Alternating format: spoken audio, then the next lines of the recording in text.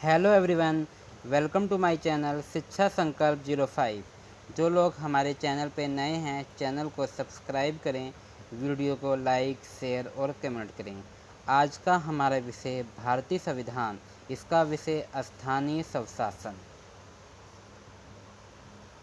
देखते हैं इसमें क्या है। स्वतंत्रता के बाद एक विकास पहल के रूप में भारत ने 2 अक्टूबर 1952 को गांधी जयंती की पूर्व संध्या पर सामुदायिक विकास कार्यक्रम को लागू किया, जिसकी वृहद प्रेरणा अमेरिकी विशेषज्ञ अल्बर्ट मेयर द्वारा शुरू की गई थी इटावा परियोजना से प्राप्त हुई थी। अगला, इसमें ग्रामीण विकास की लगभग सभी गतिविधियों को शामिल किया गया, जिन्हें लोगों की भागीदारी के साथ ग्राम पंचायतों की सहायता से लागू किया जाना था। अगला, वर्ष 1953 में सामुदायिक विकास कार्यक्रम के सहयोग के लिए राष्ट्रीय विस्तार सेवा की शुरुआत की गई, लेकिन यह कार्यक्रम भी कोई महत्वपूर्ण भूमिका न निभा सका। अगला, CDP अर्थात सामुदायिक विकास कार्यक्रम की विफलता के कई कारण थे, जैसे नौकरशाही की बाधाएं व अत्यधिक राजनीतिक, लोगों की भागीदारी में कमी, प्रशिक्षित व योग्य कर्मचारियों की कमी और विशेष रूप से सामुदायिक विकास कार्यक्रम को लागू करने में ग्राम पंचायतों सहित स्थानीय निकायों की रुचि का अभाव। अगला, वर्ष 1957 में राष्ट्रीय विकास परिषद ने सामुदायिक विकास कार्यक्रम के कार्यक्रम पर विचार करने हेतु बलवंत राय मेहता की अध्यक्षता में एक समिति का गठन किया। अगला, समिति ने पाया कि सामुदायिक विकास कार्यक्रम की विफलता के मुख्य कारण लोगों की भागीदारी में कमी थी। अगला, समिति ने त्रिस्तरीय पंचायती राज्य संस्थानों का सुझाव दिया। नंबर 1 ग्राम पंचायत पर ग्राम पंचायत, नंबर 2 प्रखंड ब्लॉक स्तर पर पंचायत समिति, नंबर 3 जिला स्तर पर जिला समिति। अगला, लोकतंत्र विकेंद्रीकरण की यह योजना सर्वप्रथम 2 अक्टूबर 1959 को राजस्थान में शुरू की गई। आंध्र प्रदेश में यह योजना 1 नवंबर 1959 को शुरू की गई। इस संबंध में आवश्यक विधान भी पारित किए गए और असम, गुजरात, कर्नाटक, मध्य प्रदेश, महाराष्ट्र, ओडिशा और पंजाब में भी इसे लागू किया गया। वर्ष 1977 में अशोक मेहता समिति की नियुक्ति ने पंचायत राज्य की अवधारणाओं को रीतियों में नए दृष्टिकोण का सूत्रपात किया। समिति ने द्विस्तरीय पंचायत राज्य संरचना की अनुशंसा की। जिला परिषद और मंडल पंचायत शामिल थे। योजना विशेषज्ञता के उपयोग और प्रशासनिक सहायता को सुनिश्चित के लिए राज्य स्तर पर नीचे जिलों को विकेंद्रीकरण के प्रथम बिंदु के रूप में रखने की अनुशंसा की गई। अगला, समिति की अनुशंसा और के आधार पर कर्नाटक जैसे कुछ राज्यों ने इस व्यवस्था को प्रभावी रूप से लागू किया। अगला, कालांतर में पंचायतों को पुनरुद्धार और इन्हें नई ऊर्जा प्रदान करने के उद्देश्य से भारत सरकार ने विभिन्न समितियों की नियुक्ति की। इनमें से कुछ महत्वपूर्ण समितियां थीं: हनुमान राव समिति 1983, GV के राव समिति 1985, LM सिंघवी समिति 1986, केंद्र राज्य संबंधों एवं सहकारी आयोग 1988, PK थुंकन समिति 1989, हरलाल सिंह खुर्रा समिति 1990। GV के राव समिति 1985 ने जिले को योजना की बुनियादी इकाई बनाने और नियमित चुनाव आयोजित कराने की सिफारिश की, जबकि LM सिंघवी ने पंचायतों को सशक्त करने के लिए उन्हें संवैधानिक दर्जा प्रदान करने तथा अधिक वित्तीय संसाधन सौंपने की सिफारिश की। अगला, संशोधन का चरण 64वें संशोधन विधेयक 1989 के साथ शुरू किया गया। राजीव गांधी सरकार द्वारा पंचायत राज संस्थानों को सशक्त बनाने के उद्देश्य से प्रस्तुत किया गया, लेकिन यह विधेयक राज्यसभा में पारित नहीं हो सका। अगला, संविधान विधेयक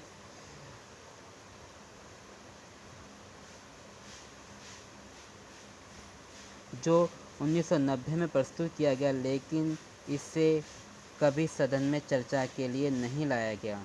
अगला, प्रधानमंत्री पीवी नरसिम्हा राव के कार्यकाल के दौरान सितंबर 1991 में 72वें संविधान संशोधन विधेयक के रूप में एक व्यापक संशोधन प्रस्तुत किया गया।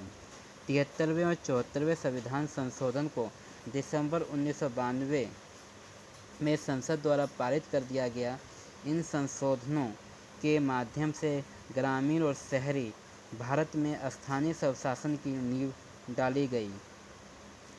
अगला, 24 अप्रैल 1993 को संविधान संशोधन 73वां संविधान संशोधन, 1 जून 1993 को संविधान का 74वां संविधान संशोधन।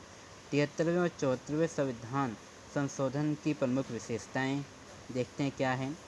इन संशोधन ने संविधान में 2 नए भागों को शामिल किया गया। भाग 9 पंचायत, जिसमें 73वां संविधान संशोधन द्वारा जोड़ा गया, और भाग 9A नगरपालिकाएं, जिसमें 74वें संविधान संशोधन द्वारा जोड़ा गया। 73वें व 74वें संविधान संशोधन की प्रमुख विशेषताएं देखते हैं क्या हैं। इन संशोधन ने संविधान में 2 नए भागों को जोड़ा गया।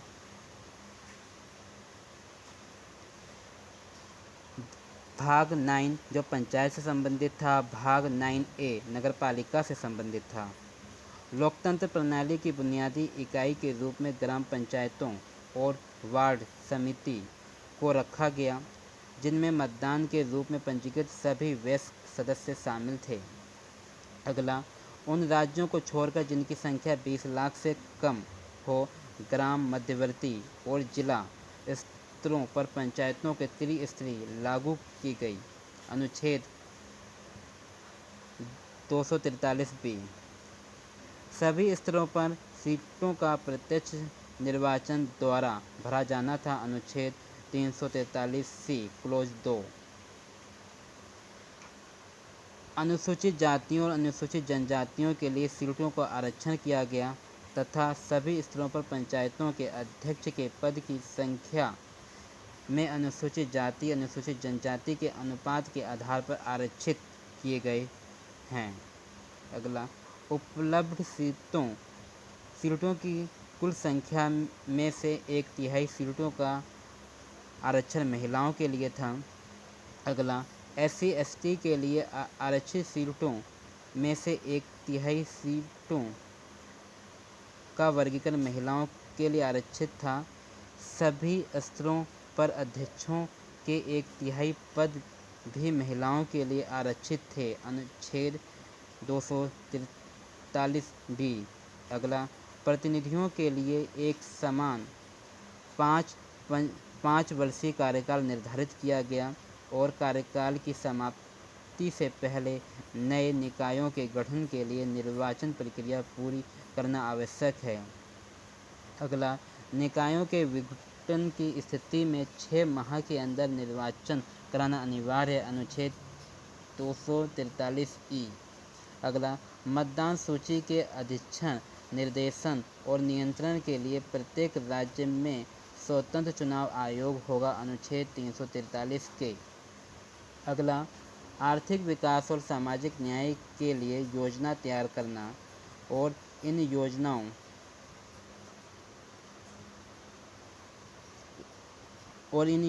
को कार्यान्वित करने के लिए पंचायतों को शक्ति व प्राधिकरण प्रदान करने के लिए राज्य विधानमंडल विधि बना सकेंगे। अनुच्छेद 243G।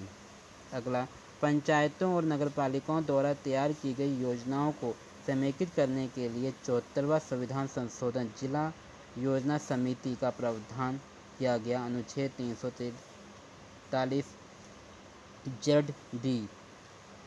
राज्य सरकारों में बजटीय आवंटन, कुछ करों के राजस्व की साझेदारी, करों का संग्रह और इसमें प्राप्त राजस्व का अवधारणा, केंद्र सरकार के कार्यक्रम एवं अनुदान, केंद्रीय वित्त आयोग के अनुदान आदि के संबंध में उपबंध किए गए अनुच्छेद 243 H।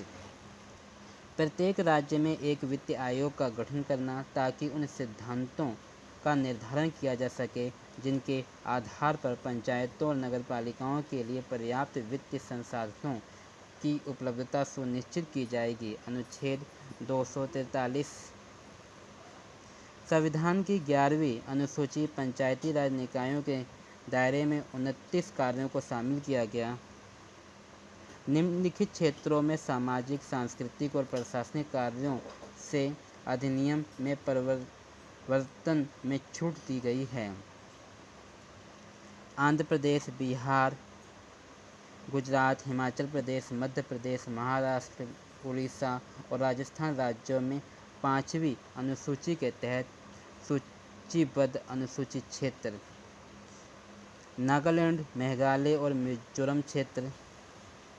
पश्चिम बंगाल राज्य में दार्जिलिंग जिले के बाहरी क्षेत्र जिनके लिए दार्जिलिंग गोरखा हिल काउंसिल मौजूद है। पंचायती राज व्यवस्था में सुधार हेतु गठित समितियां कौन कौन सी देखते हैं। बलवंत राय मेहता समिति 1957, अशोक मेहता समिति 1977, PVK राव समिति 1985, LM सिंघवी समिति 1986, 64वां संविधान संशोधन 1989 जो पास नहीं हो सका था, और 73वां और 74वां संविधान संशोधन 1972-73 में जो पास हो गया था। अब देखते हैं, जहां पंचायती राज संस्था जमीनी स्तर पर सरकार तथा राजनीतिक प्रतिनिधित्व के एक और स्तर के निर्माण में सफल रही, वहीं बेहतर प्रशासन प्रदान करने के मामले में विफल रही। अगला, देश में लगभग 2,50,000 पंचायती राज संस्थाएं हैं एवं शहरी स्थानीय निकायों और 3 मिलियन से अधिक निर्वाचन स्थानीय स्वशासन प्रतिनिधि मौजूद हैं। 73वां और 74वां संविधान संशोधन द्वारा यह अनिवार्य किया गया कि स्थानीय निकायों के कुल सीटों में से कम 1/3 सीटें महिलाओं के लिए आरक्षित हों। भारत में निर्वाचित पदों पर आसीन महिलाओं की संख्या विश्व में सर्वाधिक है। अनुसूचित जाति, अनुसूचित जनजाति उम्मीदवारों के लिए भी स्थानों और सरपंचों, प्रधान के पदों का आरक्षण किया गया है। अगला, पंचायती राज संस्थानों पर विचार करते हुए किए गए अध्ययन से पता चलता है कि स्थानीय सरकारों में महिला राजनीतिक प्रतिनिधित्व में महिलाओं के आगे जाने और अपराधों की रिपोर्ट दर्ज करने की संभावनाओं में वृद्धि हुई है। अगला, महिला सरपंच वाले जिलों में विशेष रूप से पेयजल, सार्वजनिक सुविधाओं आदि में बृहत निवेश किया गया है। अगला, इसके अलावा राज्यों के विभिन्न शक्ति हस्तांतरण प्रावधानों और वैधानिक सुरक्षा प्रदान की है, जिन्होंने स्थानीय सरकारों को व्यापक रूप से सशक्त बनाया है। अगला, उत्तरोत्तर केंद्रीय वित्त आयोग ने स्थानीय निकायों के लिए धन आवंटन में उल्लेखनीय वृद्धि की है। इसके अलावा प्रदत्त अनुदानों में भी वृद्धि की गई है। अगला, 15वां वित्त आयोग स्थानीय सरकारों के लिए आवंटन में और अधिक वृद्धि पर विचार कर रहा है ताकि इन्हें किए जाने वाले आवंटन में अंतर्राष्ट्रीय मानकों के अनुरूप बनाया जा सके। अगला, 24 अप्रैल को राष्ट्रीय पंचायत दिवस मनाया जाता है। अब इससे हम संबंधित मुद्दे देखते हैं। स्थानीय स्वशासन से पर्याप्त धन की कमी पंचायतों के लिए समस्या का एक विषय है। पंचायतों के क्षेत्राधिकार में वृद्धि की आवश्यकता है ताकि वह स्वयं का धन जुटाने में सक्षम हो सकें। अगला, पंचायतों के कार्यकलाप में क्षेत्रीय सांसदों और विधायकों के हस्तक्षेप ने ही उनके कार्य निष्पादन को प्रतिकूल रूप से प्रभावित किया है। अगला, 73वें संविधान संशोधन ने केवल स्थानीय स्वशासन निकायों के गठन को अनिवार्य बनाया, जबकि उनकी शक्ति, कार्यों व वित्त पोषण का उत्तरदायित्व राज्य विधानमंडल को सौंप दिया गया, जिसके परिणामस्वरूप पंचायती राज संस्थाओं की विफलताओं की स्थिति बनी है। अगला, शिक्षा, स्वास्थ्य, स्वच्छता और जल के प्रावधान जैसे विभिन्न शासन कार्यों के हस्तांतरण को अनिवार्य नहीं बनाया गया। इसके बजाय संशोधन ने उन कार्यों की सूचीबद्ध किया जो हस्तांतरित किए जा सकते हैं और कार्यों के हस्तांतरण के उत्तरदायित्व को राज्य विधानमंडल पर छोड़ दिया। अगला, संशोधन की सबसे प्रमुख विफलता पंचायत राज्य संस्थानों के लिए वित्त की कमी पर विचार नहीं करना है। स्थानीय सरकारों या स्थानीय करों के माध्यम से अपना राजस्व बढ़ा सकते हैं अथवा वे अंतर सरकारी हस्तांतरण पर निर्भर हैं। अगला, उपरोक्त के अलावा पंचायती राज संस्थानों के दायरे में आने वाले विषयों पर कर लगने की शक्ति को भी विशेष रूप से राज्य विधेयक द्वारा अधिकृत किया गया है।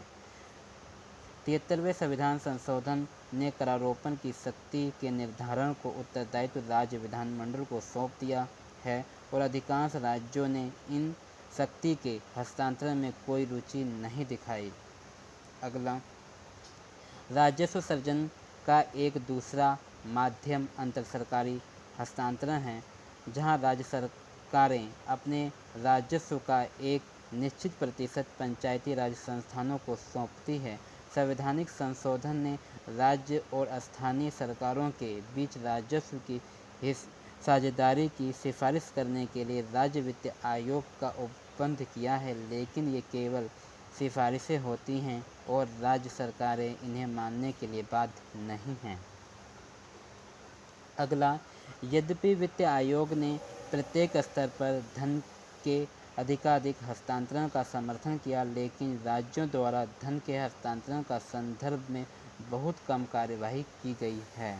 अगला, पंचायती राज संस्थाएं उन परियोजनाओं को अपनाने के लिए अनिच्छुक होती हैं जिनमें किसी भी स्थल पर वित्तीय परिव्यय की आवश्यकता होती है, प्रायः अत्यंत बुनियादी स्थानीय प्रशासनिक आवश्यकताओं की पूर्ति में भी असमर्थ होती हैं।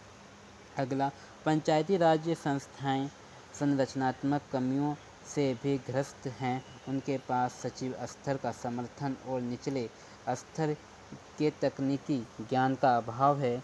उन्हें ऊर्ध्वगामी योजनाओं के समूह से बाधित करता है।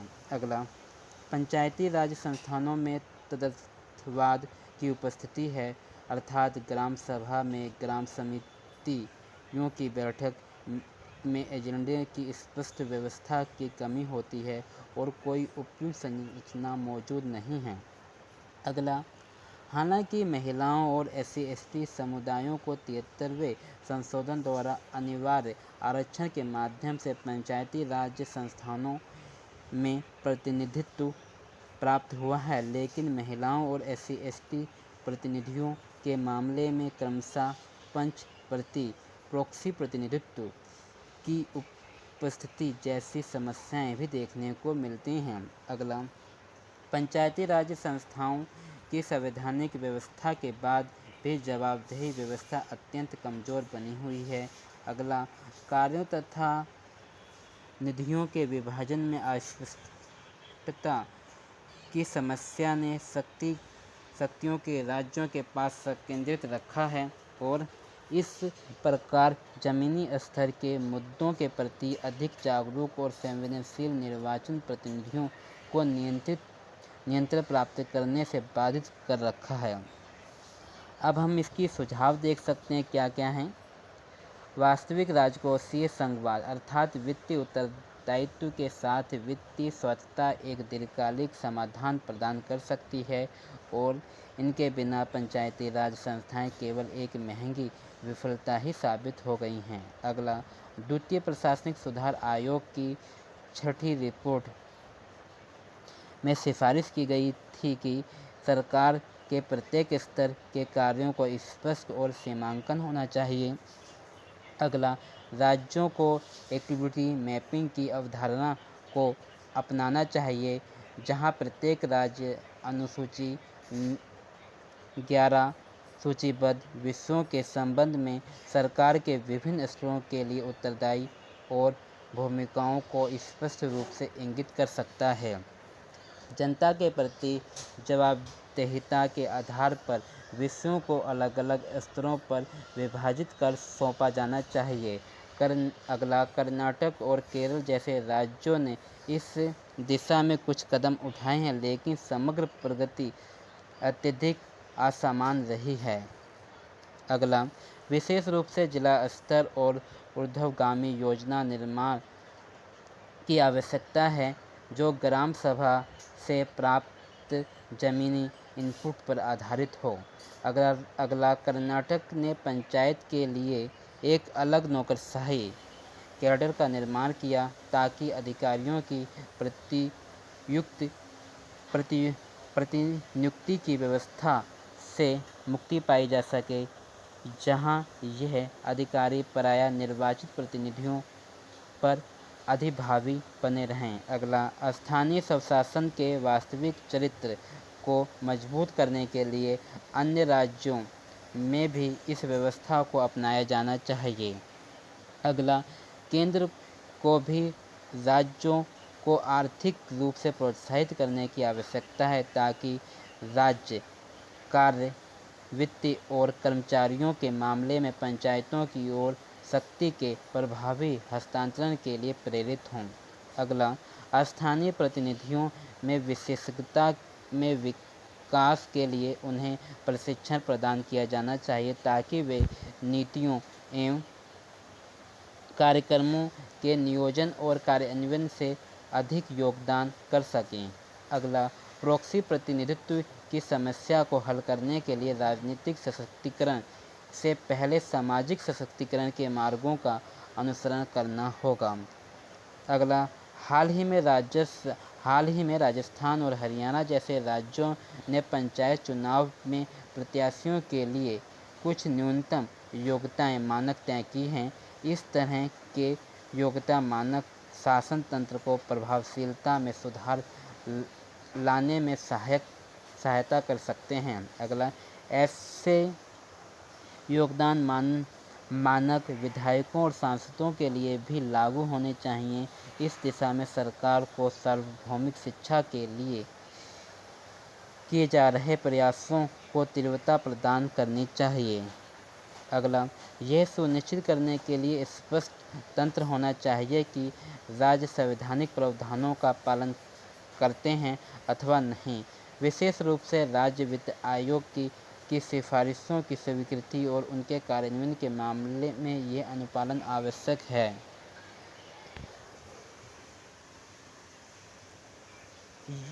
आज की हमारी यहाँ क्लास यहाँ समाप्त होती है, जहाँ पे आप सभी ने देखा स्थानीय स्वशासन से संबंधित किस प्रकार की समस्याएं हैं।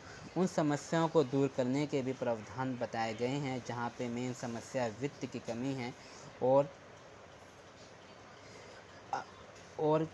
तकनीकी अभाव है। इन सभी समस्याओं से निपटान के लिए कई सुझाव बताए गए हैं और आज की हमारी यहाँ क्लास समाप्त होती है। धन्यवाद।